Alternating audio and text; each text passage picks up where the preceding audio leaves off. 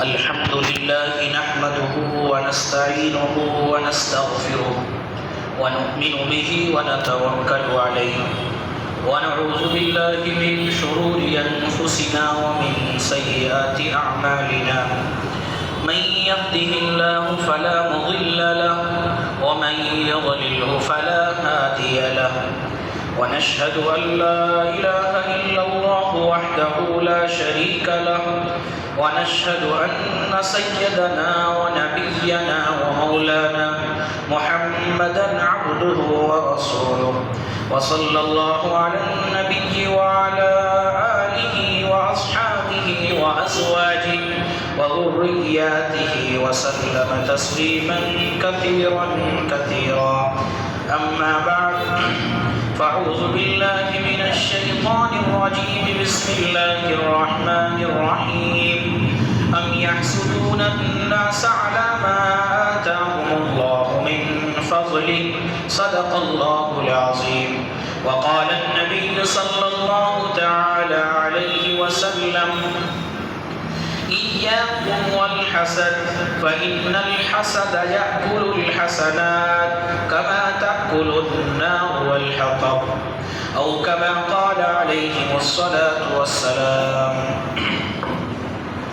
محترم سامعین کرام، حاضرین مجلس اور محفل ذی وقار، اللہ رب العزت کا انتہائی احسان و کرم ہے کہ اس نے ہم سب کو اپنی عبادت کے واسطے جمع فرمایا اور کچھ کہنے کی اور سننے کی توفیق عطا فرمائی. اللہ سے دعا ہے کہ جو کچھ کہا جائے سنا جائے، اللہ تعالی ہم سب کو اس کو اپنی زندگی میں لانے کی اور اس پر عمل کرنے کی توفیق عطا فرمائے.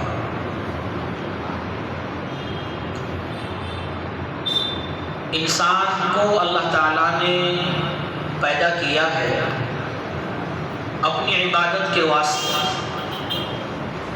اپنی عبادت اور وحدانیت کا اقرار کرانے کے لیے، لیکن انسان کے ساتھ شیطان لگا ہوا ہے اور انسان کا شیطان کھلا ہوا دشمن ہے، جس کی بنا پر انسان کے اندر مختلف گناہ کا وجود اس کے دل میں آتا ہے اور مختلف گناہوں کے وسوسے دل کے اندر پیدا ہوتے ہیں. جیسے انسان کو بیماری آ جاتی ہے، بخار آ جاتا ہے، کھانسی ہو جاتی ہے، سردی ہو جاتی ہے، تو جہاں یہ ہوتا ہے اللہ تعالیٰ نے وہیں پر اس کی دور کرنے کا طریقہ، سلیقہ، دوائی، اس کا بھی ذریعہ اللہ تعالیٰ نے پیدا فرمایا ہے. اسی طرح کچھ بیماری ظاہری ہوتی ہے اور کچھ بیماری وہ ہوتی ہے جو باطنی ہے، جن کا تعلق نہ دوائی سے ہے، جن کا تعلق نہ ڈاکٹروں سے ہے، جن کا تعلق نہ ہاسپٹلوں سے ہے. ان کو بولا جاتا ہے روحانی بیماریاں. ان روحانی بیماریوں میں ایک بیماری دل کی بیماری. دل کی بیماری کیا ہے؟ دل کی بیماری ہے کہ انسان کے دل کے اندر دوسرے کی طرف سے کینہ ہو، بغض ہو، عداوت ہو، دشمنی ہو، حسد ہو، جلن ہو. یہ تمام کی تمام وہ چیزیں ہیں جو روحانی بیماریاں ہیں. حسد، جلن، کینہ، بغض، عداوت ظاہر ہے ان کا علاج نہ ہاسپٹلوں میں ہے نہ کسی ڈاکٹر کے پاس ہے. آج ہمارا معاشرہ ان چیزوں کے اندر ملوث ہو چکا ہے کہ ہمارے دلوں کے اندر ایک مسلمان ہونے کے باوجود، ایک مومن ہونے کے باوجود ایک دوسرے سے ہمارے دلوں کے اندر کینہ اور بغض بھرا ہوا ہے. ہم ایک دوسرے کو دیکھنا پسند نہیں کر رہے، ہم ایک دوسرے سے ملاقات کو پسند نہیں کر رہے. گھر گھر میں آدمی رہ رہا ہے، بھائی بھائی سے بولنے کو تیار نہیں، بھائی سے بھائی کی دشمنی، بھائی سے بھائی کو کینہ، بھائی سے بھائی کو بغض، تایا چاچا کے ساتھ بولنا نہیں، تایا چاچاؤں سے جو ہے نفرتیں اور عداوتیں اور دشمنیاں اور اس دور سے گزر رہا ہے. لہذا ہمیں اپنے معاشرے کو صحیح کرنے کے لیے جہاں نماز، روزہ، عبادات، جہاں یہ چیزیں ہیں، وہاں معاشرتی زندگی میں بھی ہمیں آگے بڑھنا ہے. اپنے دل کو پاک کرنا، اپنے دل کو صاف کرنا، یہی ہم سب کی ذمہ داری ہے. رسول اکرم صلی اللہ علیہ وسلم نے اس کے تعلق سے متعدد احادیث، متعدد پیغامات ذکر فرمائے. ان میں سے ایک بیماری جو اہم ہے، جس کا آج خاص ذکر ہے، وہ ہے ایک دوسرے سے حسد کرنا. ایک انسان کے پاس دولت آ گئی، اللہ نے دی ہے، اس نے محنتیں کی ہے، کوششیں کی ہے، اللہ نے اس کو دی ہے، وہ معاملہ اس کا ہے، لیکن ہم ایک دوسرے کی دولت کو دیکھنا پسند نہیں کر رہے. اس کے پاس دولت کیوں آ گئی؟ اس کے پاس کہاں سے آ گئی؟ میرے پاس کیوں نہیں؟ میرے پاس کیوں نہیں آئی؟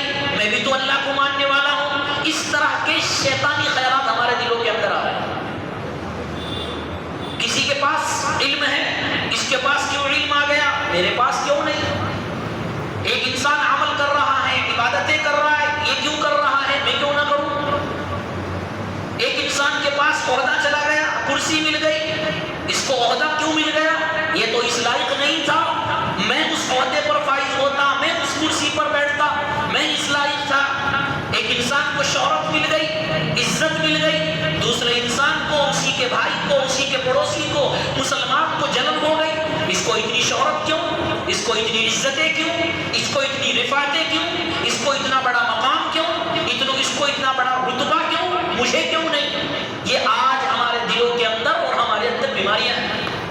اللہ تعالیٰ جس کو علم دے، جس کو عمل دے، جس کو عزت دے، جس کو شہرت دے، وہ سارا معاملہ اللہ کے یہاں ہے. ہمیں حسد کر کر، جلن کر کر، اس کی غیبتیں کر کر، اس کے بارے میں برا بھلا سوچ کر ہم اس کا نقصان نہیں، اپنا نقصان کرتے ہیں.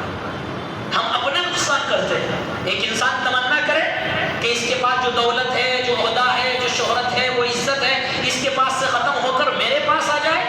یہ بہت بڑا گناہ کبیرہ ہے، بہت بڑا گناہ کبیرہ ہے کہ انسان دوسرے سے تمنا کرے کہ اس کے پاس سے یہ ختم ہو جائے. دنیا کے اندر سب سے پہلا گناہ، اللہ نے آدم علیہ السلام کے لیے حکم دیا فرشتوں کو سجدہ کرو، سب نے سجدہ کیا. ابلیس نے سجدے سے انکار کر دیا، شیطان نے سجدے سے انکار کر دیا. اما واستکبر، تکبر کیا، اور تکبر سے پہلے اس کے دل کے اندر حسد پیدا ہوا کہ میں کیوں اس آدمی کو سجدہ کروں؟ ارے میں آگ سے بنا ہوا ہوں، میری تو آگ کی تپش اوپر تک جاتی ہے، یہ آدمی مٹی سے بنا ہوا ہے، مٹی کی خاصیت نیچے کو جانا ہے. لہذا اس کو حسد ہوا، اور حسد کی بنا پر، تکبر کی بنا پر شیطان نے، ابلیس نے حضرت آدم کو سجدہ کرنے سے انکار کر دیا. اللہ کی لعنتیں ہوئی، اس کو راندہ درگاہ کر دیا گیا. دنیا کا پہلا گناہ جو ہوا ہے وہ اسی حسد، کینہ، بغض اور تکبر کی بنا پر ہوا ہے. حضرت آدم علیہ السلام کی اولاد قابیل اور حابیل، آپ نے سنا ہے کہ حضرت آدم علیہ السلام کی اولاد میں قابیل اور حابیل ہے. قابیل نے حابیل کو قتل کیا. کیوں؟ حسد کی بنا پر. وجہ کیا تھی؟ وجہ یہ تھی کہ قابیل کی جس لڑکی سے شادی ہونی تھی وہ لڑکی ذرا زیادہ خوبصورت نہیں تھی. حابیل کی جس عورت سے، جس لڑکی سے شادی ہونی تھی وہ خوبصورت تھی. وہ لمبا واقعہ ہے. تو اسی بغض کی بنا پر کہ اس کی شادی تو خوبصورت لڑکی سے ہو رہی ہے اور میری شادی ایک زیادہ خوبصورت لڑکی نہیں اس سے ہو رہی ہے، اسی عداوت کی بنا پر، اسی بغض کی بنا پر، اسی حسد کی بنا پر قابیل نے حابیل کو قتل کر دیا. بلکہ دوسرے الفاظوں میں یہ کہا جائے کہ دنیا کے اندر سب سے پہلا گناہ، سب سے پہلا گناہ جو قتل کا ہوا ہے وہ حسد کی بنا پر ہوا ہے. کہ قابیل کو حابیل سے حسد ہو گیا کہ اچھا اس کو اچھی لڑکا مل رہی اور مجھے اچھی لڑکی نہیں مل رہی، خوبصورت نہیں مل رہی. اسی بنا پر اس نے اس کو قتل کر دیا. اور قیامت تک احادیث میں یہ بات ہے، قیامت تک جتنے بھی قتل ہوں گے، جتنے بھی قتل ہوں گے، ان تمام کا گناہ قابیل کو پڑے گا. کیونکہ شروعات اس نے کی ہے، ابتدا اس نے کی ہے. ان کے گناہوں کا اثر اس پر پڑے گا۔ بہرحال یہ حسد اتنی بڑی بیماری ہے کہ انسان کو دوسرے کو قتل کرا دیتی ہے۔ قابیل کا بھائی حابیل، لیکن بھائی کو قتل کر دیا کس بنا پر؟ حسد کی بنا پر، جلن کی بنا پر، کینہ اور بغض کی بنا پر۔ حسد انسان کو کھا جاتا ہے، گمراہ کر دیتا ہے۔ اللہ کے رسول صلی اللہ علیہ وسلم نے ایک حدیث میں ارشاد فرمایا، ایاکم والحسد، اے لوگو اپنے آپ کو حسد سے بچاؤ، کینہ سے بچاؤ، بغض و عداوت سے بچاؤ۔ کیوں؟ جملہ سنیے کیا فرمایا میرے آقا نے۔ اللہ کے نبی نے فرمایا فَإِنَّ الْحَسَدَ يَأْكُلُ الْحَسَنَاتِ كَمَا تَأْكُلُ النَّارُ الْحَطَبَ۔ حسد نیکیوں کو ایسے کھا جاتا ہے، حسد نیکیوں کو ایسے کھا جاتا ہے جیسا کہ آگ لکڑی کو کھا جاتی ہے۔ آگ کے اندر لکڑی ڈالی جائے تو لکڑی راکھ ہو جاتی ہے، ختم ہو جاتی ہے، جل جاتی ہے، ختم ہو جاتی ہے، نام و نشان ختم ہو جاتا ہے۔ اللہ کے نبی نے مثال دے کر فرمایا یہی حال حسد کرنے والے کا ہے کہ جب انسان ایک دوسرے سے حسد کرے گا، کینہ کرے گا، تو جو اس کے اندر نیکیاں ہیں وہ نیکیاں اس کی برباد ہو جائے گی، اس کی ختم ہو جائے گی۔ ساری نمازیں، سارے روزے، ساری زکوٰۃ جو اس نے کی تھی حسد کی بنا پر، جلن کی بنا پر، عداوت کی بنا پر، گویا کہ وہ اپنی نیکیوں کو کھو رہا ہے۔ اللہ کے نبی نے فرمایا کہ جس طرح آگ کو لکڑی جلا دیتی ہے، نیکیوں کو ختم کر دیتا ہے کون؟ حسد۔ یہ اتنی بڑی بیماری ہے، لہٰذا کون چاہتا ہے کہ میں نماز پڑھوں اور میری نماز ختم ہو جائے، میری نماز برباد ہو جائے؟ کون چاہتا ہے میں اللہ کے لیے نیک عمل کروں، میرے سارے عمل برباد ہو جائے؟ کوئی چاہتا ہے؟ اور جس کے عمل برباد ہو گئے وہ تو گیا، نہ اس کی دنیا کامیاب نہ آخرت کامیاب۔ لہٰذا اللہ کے نبی نے فرمایا اپنے اعمال کو قبول کرانا ہے، اپنی نمازوں کو، اپنی عبادتوں کو، اپنے معاملات کو اللہ کے لیے قبول کرانا ہے تو اپنے دل کو پاک کرنا ہوگا، اپنے دل کو صاف کرنا ہوگا، ایک دوسرے سے حسد اور جلن کو ختم کرنا ہوگا۔ اس بیماری کو جب تک ختم نہیں کیا جائے گا ہمارا معاشرہ صحیح نہیں ہو سکتا، ہمارا معاشرہ صحیح نہیں ہو سکتا۔ اور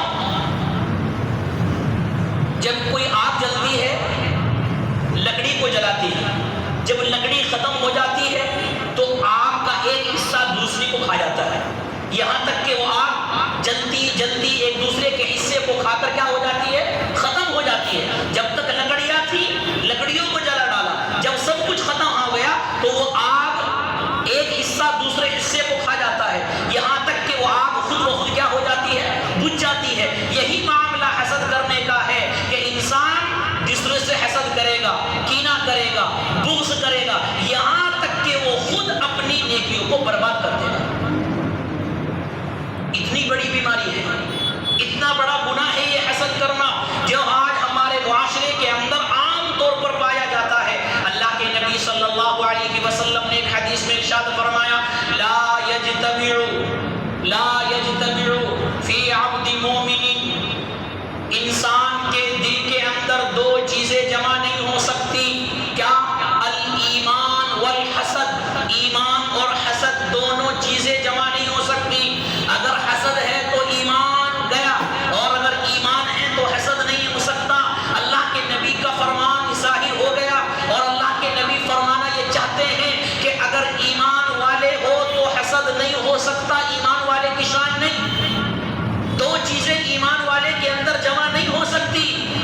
اگر حسد آ گیا تو ہمارا ایمان گویا کہ کمزور ہو گیا، ہمارا ایمان خطرے میں ہے۔ یہ میں نہیں، اللہ کے نبی فرما رہے ہیں کہ دو چیزیں جمع نہیں ہو سکتی۔ معلوم یہ ہوا کہ مسلمان وہ ہو ہی نہیں سکتا ہے کہ جس کے دل کے اندر حسد ہو۔ جس کے دل کے اندر حسد دور ہوگا وہی مسلمان ہے۔ جو اپنے دل کو پاک رکھے گا وہی مسلمان ہے۔ جو اپنے دل کو صاف رکھے گا وہی مسلمان ہے۔ جو اپنے دل کو کینہ، بغض، عداوت، دشمنی سے صاف رکھے گا وہی مسلمان ہے۔ اور جس دل کے اندر یہ تمام چیزیں ہو، حسد ہو، کینہ ہو، بغض ہو، عداوت ہو، ظاہر بات ہے اللہ کے نبی کا فرمان ہے پھر اس کے ایمان کا کوئی اعتبار نہیں۔ اس سے آپ اندازہ لگائیے کہ کتنی بڑی بیماری ہے اور کتنا بڑا گناہ ہے یہ، جس کے بارے میں اللہ کے رسول صلی اللہ علیہ وسلم نے یہ فرما دیا۔ بلکہ ایک حدیث میں اللہ کے نبی صلی اللہ علیہ وسلم نے فرمایا حسد نیکیوں کو اس طرح کھا جاتا ہے، اس طرح خراب کر دیتا ہے جس طرح شہد کو ایلوا خراب کر دیتا ہے۔ شہد کے اندر ایلوا ایک کڑوی چیز ہے، وہ اس کے اندر ڈالی جائے تو شہد کا ذائقہ ختم ہو جاتا ہے، شہد کا ذائقہ جو ہے وہ بیکار ہو جاتا ہے۔ اسی طرح اللہ کے نبی نے فرمایا کہ جس طرح ایلوا ڈالنے سے شہد کا جو اثر ہوتا ہے، شہد کی جو مٹھاس ہوتی ہے، شہد کی جو تاثیر ہوتی ہے وہ ختم ہو جاتی ہے، اسی طرح حسد کرنے سے انسان کے ایمان ختم ہو جاتا ہے، انسان کا نیکیاں ختم ہو جاتی ہے، نیکیاں برباد ہو جاتی ہے۔ اتنا خطرناک گناہ ہے، اتنا خطرناک گناہ ہے یہ حسد اور کینہ کرنا۔ اللہ کے نبی صلی اللہ علیہ وسلم نے فرمایا ایک حدیث میں، دُبَّ إِلَيْكُمْ دَاءُ الْأُمَمِ، اے لوگوں تمہارے اندر پہلے لوگوں کی بیماریاں ہیں۔ کیا فرمایا؟ دُبَّ إِلَيْكُمْ دَاءُ الْأُمَمِ، پہلے لوگوں کی بیماریاں تمہارے اندر آ چکی ہے۔ کون سی بیماری؟ فرمایا اللہ کے نبی نے الحسد والبغض، کہ تمہارے اندر حسد آ چکا ہے، کینہ آ چکا ہے، بغض آ چکا ہے۔ یہ کون فرما رہے؟ اللہ کے نبی فرما رہے کہ پہلی قوموں کو انبیاء سے بغض تھا، انبیاء سے بغض تھا، اللہ نے عذاب کے اندر ان کو ملوث کیا۔ اللہ کے نبی سے کفار مشرکین بغض کیا کرتے تھے، عداوت کیا کرتے تھے، حسد کیا کرتے تھے، اللہ کے رسول صلی اللہ علیہ وسلم سے ہوا۔ اسی لیے اللہ کے نبی نے فرمایا پہلی امتیں برباد ہوئی نبیوں سے حسد کر کر، ان پر عذاب الہی آیا۔ اگر تمہارے دلوں کے اندر بھی حسد ہوگا تو یقیناً تم بھی برباد ہو جاؤ گے۔ آج ہمارا معاشرہ اسی کے اندر مبتلا ہے، اور حسد کا سب سے پہلا نقصان یہی ہوتا ہے کہ انسان خود بخود غم کے اندر مبتلا ہو جاتا ہے۔ جس سے حسد کر رہا ہے وہ عیش کی زندگی گزار رہا ہے، مال ہے، دولت ہے، شہرت ہے، عزت ہے، وہ بے ٹینشن کی زندگی گزار رہا ہے، اس کو کوئی غم نہیں، اور جس کو حسد ہے وہ غم کے اندر مبتلا ہے۔ سب سے پہلا نقصان یہی جانی نقصان انسان کر دیتا ہے، راتوں کی نیندیں خراب کر دیتا ہے، راتوں کی نیندیں خراب کر دیتا ہے۔ اور جس آدمی کو حسد ہوتا ہے، جس آدمی کو جلن ہوتی ہے ایک دوسرے کی مال، دولت، گھر بار، کاروبار، تجارت دیکھ کر، تو اس کا مطلب یہ ہے کہ وہ اللہ کے فیصلے پر راضی نہیں، وہ تقدیر پر گویا کہ راضی نہیں۔ اگر وہ تقدیر پر راضی ہوتا کہ اللہ نے اسے دیا ہے مجھے بھی دیا ہے، جتنی مقدر میں اس کا تھا اس کو ملا، جتنا مقدر میں میرے ہیں مجھ کو ملا، اگر اس پر وہ راضی ہو جاتا تو یقیناً نہ حسد کرتا نہ جلن کرتا۔ معلوم یہ ہوا جو انسان حسد کر رہا ہے، کینہ کر رہا ہے، بغض کر رہا ہے، وہ اللہ کے فیصلے پر راضی نہیں، وہ اللہ کے فیصلے پر راضی نہیں، وہ اللہ کی تقدیر پر راضی نہیں۔ اور جو اللہ کے فیصلے پر راضی نہ ہو، اللہ کی تقدیر پر راضی نہ ہو، تو کیا اللہ اس کو اپنا محبوب بنائے گا؟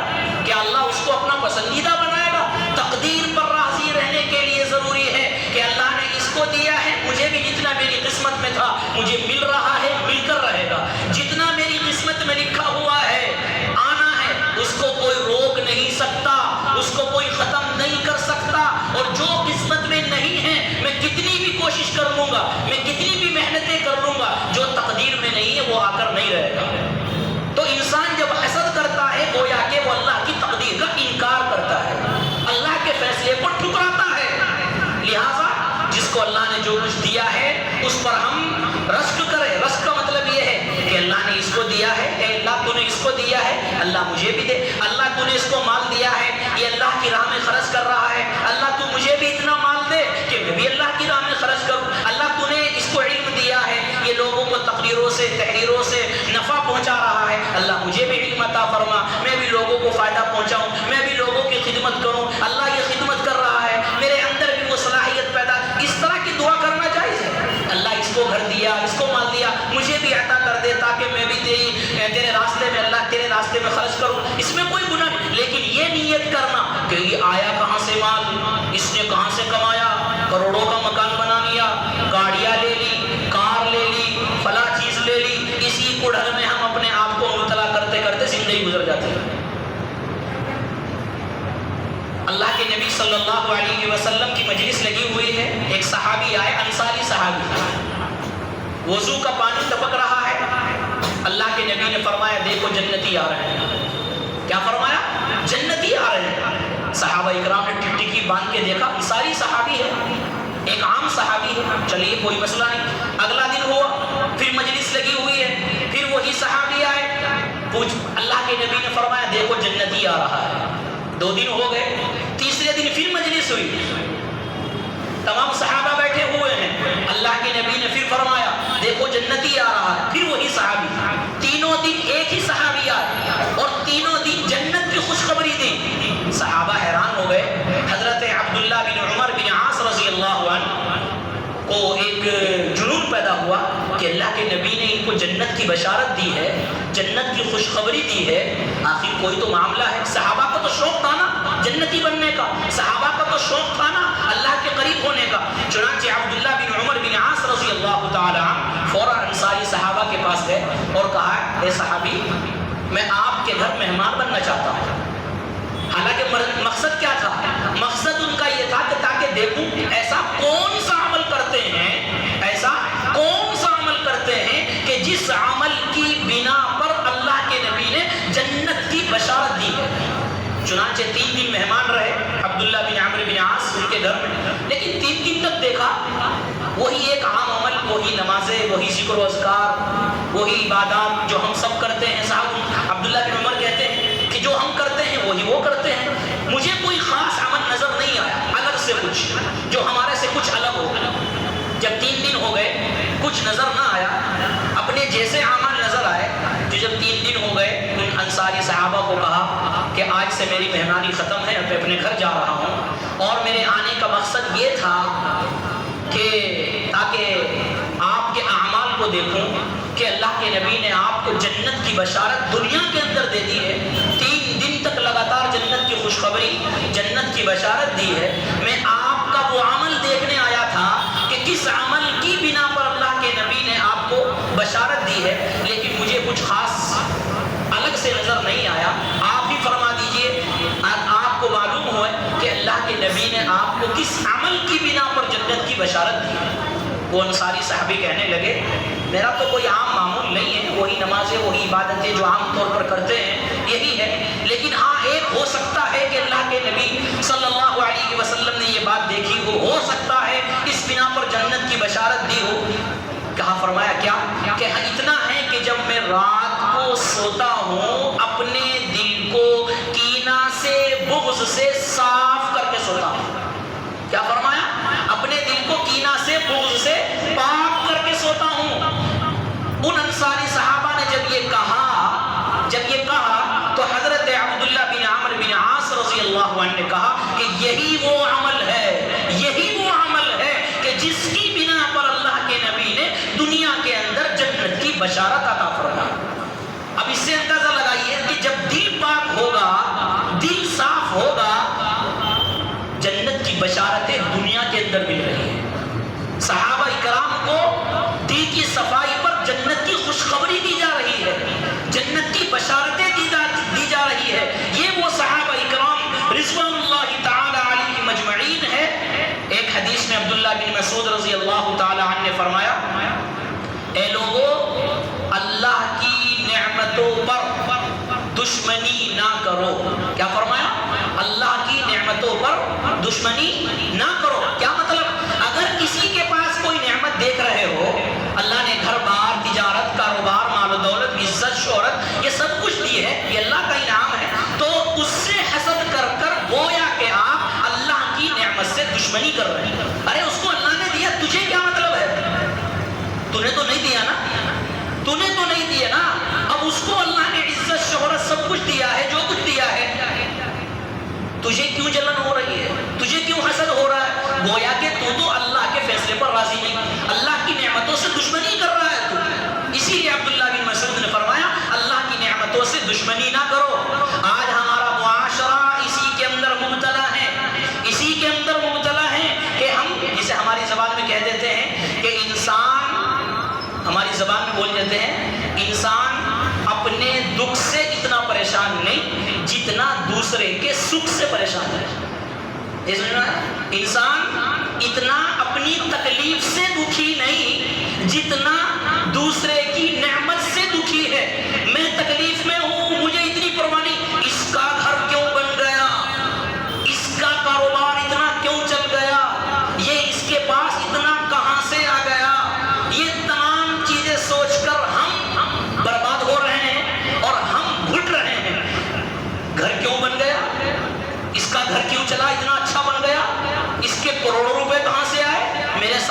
ساتھ تجارت کیا کرتا تھا، میرے ساتھ پارٹنرشپ میں بھی رہا، یہ میں تو وہیں کا وہیں ہوں، اس نے کروڑوں کا مکان بنا لیا، اسی کڑھن میں وہ اپنے آپ کو برباد کر دیتا ہے، اپنی نیکیاں اس کو دے رہا ہے، نیا مکان بن گیا، کروڑوں کا مکان بن گیا، کروڑوں کا مکان بنانے والا سکون کی نیند سو رہا ہے، سکون کی نیند سو رہا ہے، جس کا مکان نہیں بنا وہ جلن میں اس کی نیندیں حرام ہے، وہ کروٹیں بدل رہا ہے، اس کو راتوں کو نیند نہیں آ رہی، کس کی بنا پر تکلیف کچھ نہیں، اس کا گھر کیوں بن گیا، اس کا گھر برباد ہونا چاہیے، اس کو کروڑوں روپے کیوں آ گئے، اس کا مال کیوں آ گیا، اس پہ گاڑی کیوں آ گئی، وہ نیند سو رہا ہے اور یہ بے چین ہو رہا ہے، یہ اللہ کی طرف سے پھٹکار ہے، یہ اللہ کی طرف سے پھٹکار ہے، دنیا کے اندر ہی اللہ نے اس کو غم دے دیا ہے۔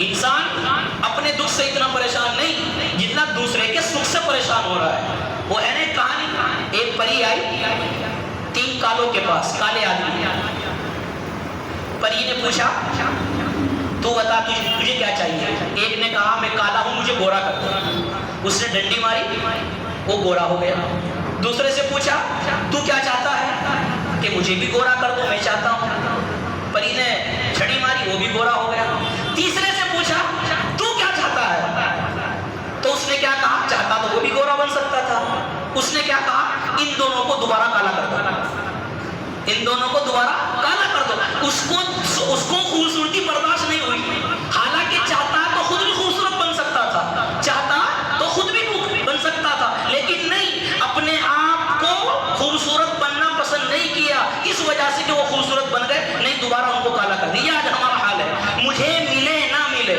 مجھے ملے نہ ملے، میں مال والا بنوں یا نہ بنوں، یہ نہ بننا چاہیے، بس یہ نہ بننا چاہیے، یہ آج ہمارا حال ہے، یہ آج ہمارا حال ہے، ہم دوسرے کے گھر کی خبر کرتے ہیں مزہ لینے کے لیے، دوسرے کے گھر کی خبر رکھتے ہیں مزہ لینے کے لیے، کہ دیکھو ان کے گھر کی خبر، ان کے اندر یہ ہے، اپنے اندر جھانکتے نہیں، اپنے اندر جھانکتے نہیں، دوسرے کی خبر رکھتے ہیں۔ ہمارے یہاں منگنی ہوتی ہے، منگنی، شادی کی بات چلتی ہے، ساری دنیا کو انسان بتا دے گا، پڑوس کو نہیں بتائے گا، ہے نہیں ایسا آج کے ٹائم میں، سارے رشتہ داروں کو بتا دے گا کہ فلاں فلاں جگہ بات چل رہی ہے، فلاں فلاں جگہ میرے رشتے کی بات ہو رہی ہے، یا لڑکی کی لڑکے کی بات چل رہی ہے، پڑوس کو خبر نہ ہو جائے، پڑوس کو خبر نہ ہو جائے، ساری دنیا کو پتا چل جائے، پڑوسی کو معلوم نہ ہو جائے، کیوں؟ وجہ ہے اس کی کہ پڑوسی کو معلوم ہو گیا تو رشتہ توڑ دے گا، ان کے کام بھر دے گا، ہمارے یہاں زبان میں بولتے بھانجی مارنا، یعنی رشتے کو توڑنا، بھانجی مار دے گا، اس ڈر سے پڑوسی کو نہیں بتاتے، ساری دنیا کو پتا چل جاتا ہے، پڑوسی کو معلوم نہیں، کیوں؟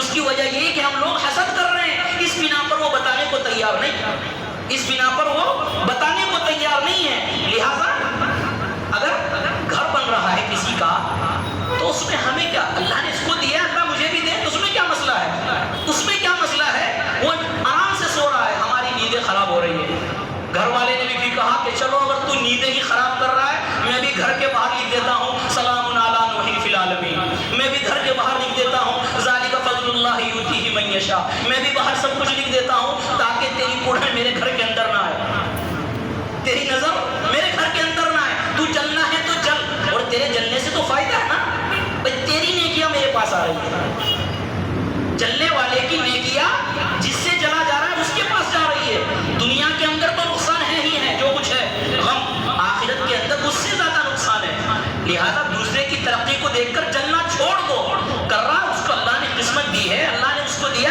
وہ اس کا معاملہ ہے، تجھے بھی تو اللہ نے دیا ہے، اللہ چاہتا تجھے فٹ پاتھ پہ لا سکتا تھا، اللہ چاہتا تجھے فقیر بنا سکتا تھا، اللہ چاہتا تجھے مسکین بنا سکتا تھا، تجھے جس حالت میں اللہ نے رکھا ہے اس پر شکر کر، اس کو جو دیا ہے اللہ اس کے ساتھ اس کا معاملہ ہے، اس پر تجھے اتنا ہے، اللہ تو اس کو دے رہا مجھے بھی عطا کرے گا، پڑوس کے ساتھ عداوتیں کینہ کرنے کو تیار ہے، گھر بن گیا تو دعوتیں دوسروں کی کر دے گا، پڑوس کی نہیں، اس کی وجہ یہ کہ پڑوسی تو جو ہے حسد کر رہا ہے، اور پڑوسی بھی بڑا خطرناک ہوتا ہے، پڑوسی بھی بڑی نظر سے ایسے کر کے دیکھتا ہے، اور دوسروں کے سامنے بولتا ہے کہ دیکھو اس نے گھر والا لیا، اس کے پاس مال و دولت آ گئی، لہٰذا مسلمان کا یہ طریقہ نہیں ہے، اللہ کے نبی نے فرمایا ایمان والوں کے اندر حسد نہیں آ سکتا، ایمان والوں کے اندر کینہ نہیں آ سکتا، یہ مضمون کیوں میرے ذہن میں آیا، میرے مضمون کیوں ذہن میں آیا،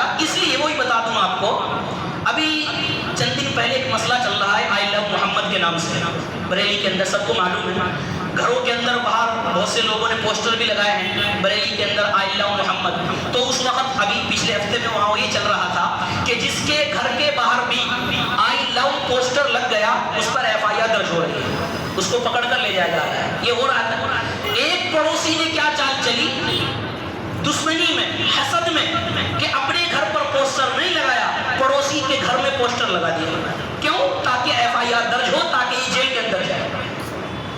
یہ ہمارا حال ہے، یہ آج ہمارا حال ہے. وہ خبر پڑھ کر میرے پاس مشغول ذہن کہ اتنے ہم گر چکے ہیں.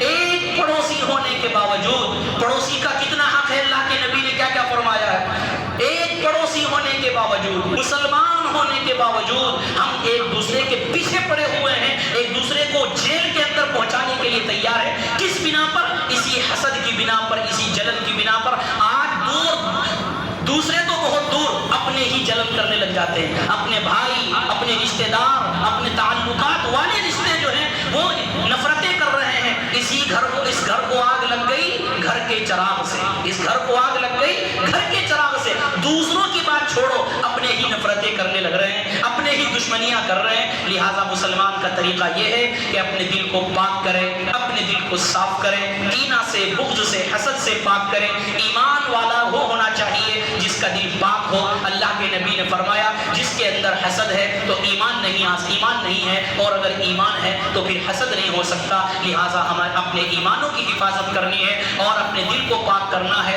اور اپنے معاشرے کو صحیح کرنا ہے. اللہ نے جس کو جو دیا ہے اس پر ہم راضی رہیں. اللہ نے مجھے جو دیا ہے اس پر ہم شکریہ ادا کریں. یہی اسلام کا طریقہ ہے، اور یہی قرآن کا حکم اور سنت کا اور اللہ کے نبی کا حکم ہے. اللہ تعالیٰ من کی توفیق عطا فرمائے.